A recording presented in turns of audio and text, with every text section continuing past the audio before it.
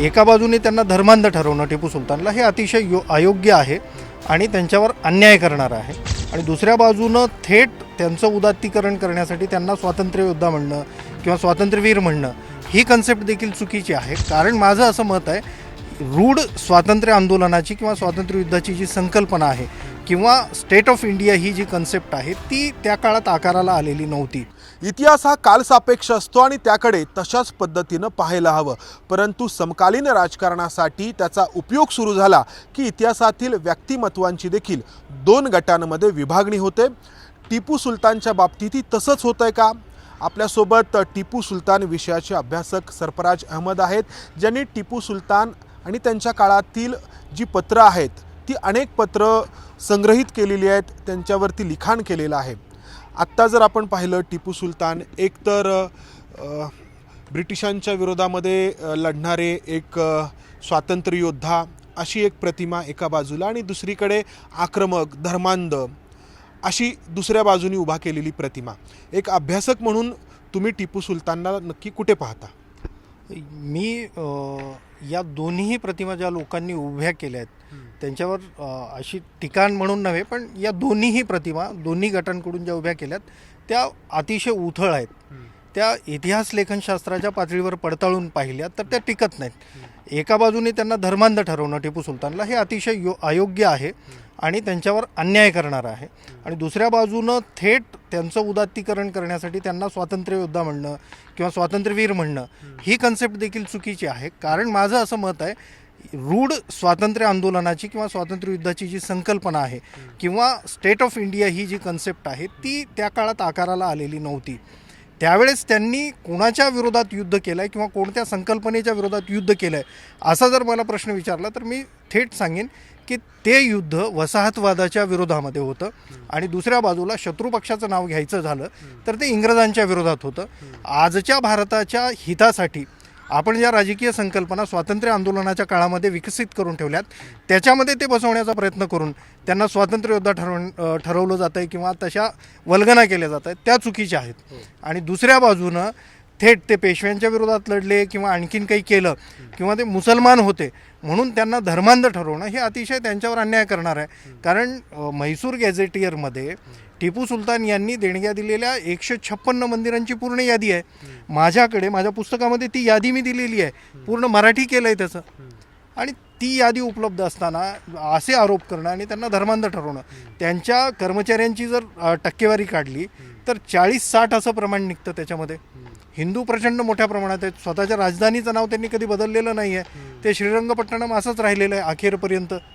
त्यांच्या वजिरांचं जे मंडळ होतं, प्रतिनिधी मंडळ, सेनापती जरी नसला किंवा प्रधानमंत्री त्यांचा नसला तरी वजिरांच्या ज्या सगळ्या प्रतिनिधी मंडळामध्ये जी नावं आहेत त्यांच्यामध्ये पंडित पूर्णया देखील आहे, आणखीन बरीच नावं आहेत. अनेक साधूंशी त्यांची मैत्री होती समान पातळीवरती. ज्यावेळेस पेशव्यांना अनेक अशा आरोग्याच्या अडचणींचा सामना करावा लागला, टिपू सुलताननी तिथून औषधोपचार पुरवलेत. तिथे शत्रू मित्र असं काही केलेलं नाही आहे त्याने. आणि शत्रू पक्षाच्या दरबारामध्ये वकील असणाऱ्या मुसलमानांना बकरीच्या वेळेस बकरी कापायला परवानगी देत असताना त्याच वेळेस त्यांनी हिंदूंना दसऱ्याच्या वेळेस, हिंदू सैनिकांना दसऱ्याच्या वेळेस तशाच पद्धतीनं बकरी ही राज्याकडून पुरवली जावी हे सांगितलेलं आहे. इथं हिंदू आणि मुसलमान असं काहीच नाही आहे. फक्त झालं आहे असं, जे हिंदू टिपू सुलतानच्या विरोधात लढले ते शत्रू म्हणून टिपू सुलतान त्यांच्या विरोधात लढलेत. मग जर हाच क्रायटेरिया वापरायचा असेल तर पेशवे हे टिपू सुलतानच्या विरोधात लढले म्हणून ते मुसलमानांचे शत्रू ठरवायचे का? नाही आहे तसं. नाही, इतिहास पुरुष जो आहे तो त्यांच्या काळातलं राजकारण करत असतो आणि प्रत्येकजण जो आहे तो आपापलं त्यावेळेचं जे काही राजकारण आहे ते साधायचा प्रयत्न करतो. आणि ते साधलं गेल्यानंतर जर त्याच्याकडे आत्ताच्या चष्म्यातून किंवा दृष्टिकोनातून पाहिलं तर वेगळं चित्र उभं राहतं. टिपू सुलतानांच्या बाबतीमध्ये तसं होतं आहे का? आणि जो मुख्य आक्षेप आहे की त्यांनी अनेक हिंदू मंदिरं जी आहेत ती ध्वस्त केली, तर याबाबत एक अभ्यासक म्हणून तुम्हाला काय जाणवतं?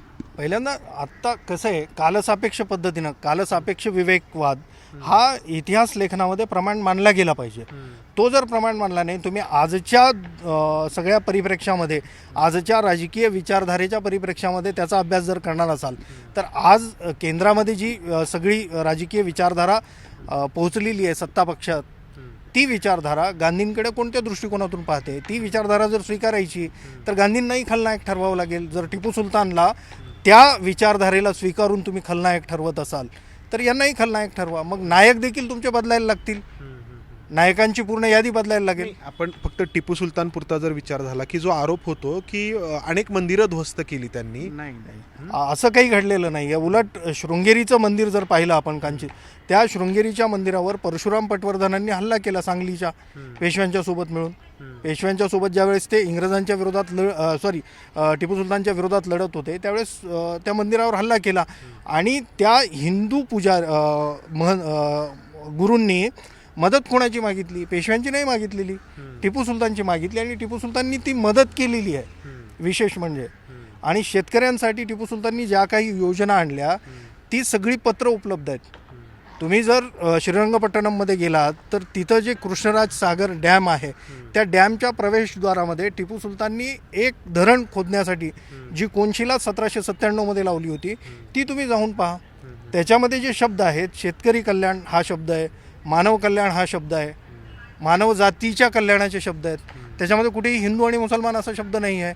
ईस्ट इंडिया कंपनीच्या धर्तीवरती टिपू सुलताननी जी कंपनी स्थापन केली होती त्याचे हुकुमनामे जर काढून बघितले तर त्यांनी जनतेला त्या कंपनीमध्ये भागभांडवल गुंतवण्यासाठी सांगितलेत. त्याच्यामध्ये मुसलमान हा शब्द नाही आहे कुठेही. त्यांनी जे साखर कारखाने स्थापन केले त्याच्यामध्येही नाही आहे कुठं. बँका ज्या सुरू केल्या टिपू सुलताननी त्या बँकांचा फायदा हा समस्त जनतेला होत होता. त्यांची कागदपत्रं मी स्वतः पडताळलेली आहेत. असंख्य कागदपत्रं ही मराठी भाषेत आहेत, मोडी भाषेतला हुकुमनामा माझ्याकडे आहे. मग त्यांना कोणत्या याच्यामध्ये बसवणार आहात तुम्ही? इतिहास हा वेगवेगळ्या विचारधारेच्या अनुषंगानं जर पाहायला गेलात तर तो वेगवेगळा भासेल, पण साधनांच्या परिप्रेक्ष्यामध्ये तो पाहिला पाहिजे. आता मला जे दिसतंय ना, टिपू सुलतानच्या संदर्भात जी पुरावे आणली जात आहेत, लोक बरेच सांगत आहेत की हे पत्र सापडलं, याच्यामध्ये टिपू सुलताननी असं म्हटलंय, ते पत्र सापडलं किंवा त्या पुस्तकात आहे. ही पुस्तकं ही पत्र येतात कुठून? आहेत ही पत्र, ही पुस्तकंही आहेत. ही पुस्तकं ही शत्रुपक्षातली आहेत. पेशव्यांनी टिपू सुलतानच्या विरोधामध्ये शिंद्यांना भडकवण्यासाठी टिपू सुलतान हिंदूंचा कर्दनकाळ आहे असं म्हटलं तर ते आपण प्रमाण मानायचं का? किंवा टिपू सुलताननी पेशव्यांच्या विरोधामध्ये निजामाची मदत घ्यायची म्हणून पेशव्यांना हिंदूंचा कर्दनकाळ ठरवलं तर ते आपण प्रमाण मानणार आहे का? हे दोघेही शत्रू पक्षातले आहेत ना, एकमेकांच्या विरोधातले. यांची कागदपत्र कशी प्रमाण मानू शकतो आपण? इंग्रजांची कागदपत्र जर प्रमाण मानायची झाली तर गांधींना आपण काय ठरवणार आहोत किंवा आणखीन दुसऱ्यांना काय? राजकारण कुठल्याही काळातलं असो ते आपापल्या फायद्याचा विचार करत असतं. जो आपल्या बाजूचा नाही तो सर्वांचा शत्रू. हे चित्र आत्ताच्या काळामध्ये पण आहे, त्या काळामध्ये पण होतं, प्रत्येक काळामध्ये राहिलेलं आहे. होय, तसंच आहे. ऑब्विसली कर्नल रेड नावाचा एक अधिकारी आहे, तो त्याच्या पुस्तकामध्ये असं म्हणतो की आम्ही राज्यकर्त्यांचा नुसता राजकीय पराभव करत नाही, त्यांचा सामाजिक आणि सांस्कृतिक देखील पराभव करतो. तर आमची ही पद्धत राहिली आहे की ज्या ज्या राज्यकर्त्याला आम्ही हरवलं आहे त्या राज्यकर्त्याची आम्ही सामाजिक आणि सांस्कृतिक पातळीवर बदनामी केली आहे.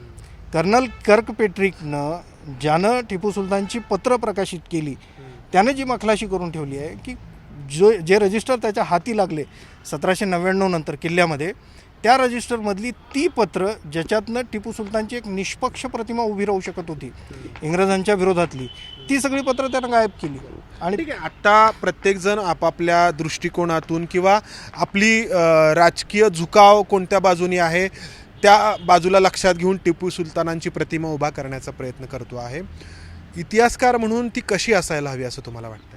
इतिहासकार म्हणून टिपू सुलतानची प्रतिमा ही वस्तुनिष्ठ असायला हवी. टिपू सुलताननी जर हिंदूंवर हिंदू म्हणून अत्याचार केले असतील तर इतिहासकार म्हणून मी ते नोंदवलंच पाहिजे. जर टिपू सुलताननी हिंदू आणि मुसलमानांमध्ये कोणताही फरक केलेला नसेल तर तेही नोंदवलंच पाहिजे. टिपू सुलतानचा जो जाहीरनामा आहे, जो त्यांनी रयतेच्या प्रती दिलेला होता, रयतेशी निष्ठा व्यक्त करण्यासाठी दिला होता, त्या पहिल्या दरबारातल्या जाहीरनाम्यामध्ये टिपू सुलतान स्वतः म्हणतात की मी माझ्या रयतेचे नैतिकतेच्या पातळीवर त्यांच्यामध्ये सुधारणा घडवण्याचा प्रयत्न करीन, त्यांच्यामध्ये हिंदू आणि मुसलमान असा कोणताही भेद करणार नाही. हा जाहीरनामा टिपू सुलताननी पहिल्या दरबारात 1782 दिला आहे. आणि त्याच दरबारामध्ये टिपू सुलतान त्याच जाहीरनाम्यामध्ये म्हणतात की मी रयतेच्या विकासासाठी प्रयत्न करीन, त्यांच्यामध्ये हिंदू आणि मुसलमान असा भेद करणार नाही. हे काय आहे? हे जर असं असेल तर टिपू सुलतानला भारतीय समाजाच्या समृद्ध अशा सांस्कृतिक वारशामध्ये मानाचं स्थान आपण दिलंच पाहिजे. धन्यवाद. तर आपण जसं म्हणतो आहोत की इतिहासाकडं कालसापेक्ष पद्धतीनं बघितलं जायला हवं, तसं होत नाही आहे आणि त्यातून इतिहासाकडे पाहून काही शिकण्याऐवजी त्यातून फक्त वाद निर्माण होत आहेत आणि त्यातून आत्ताचे जे मुद्दे आहेत, आत्ताच्या ज्या समस्या आहेत त्यापासून लक्ष विचलित केलं जातं आहे. प्रत्येकाने थोडा जरी विचार केला तरी यातील मर्म लक्षात यायला काही अवघड राहणार नाही. कॅमेरामन अमोल गवाळेसह मंदार गुंजारी, ABP माझा, पुणे. ABP माझा, उघडा डोळे बघा नीट.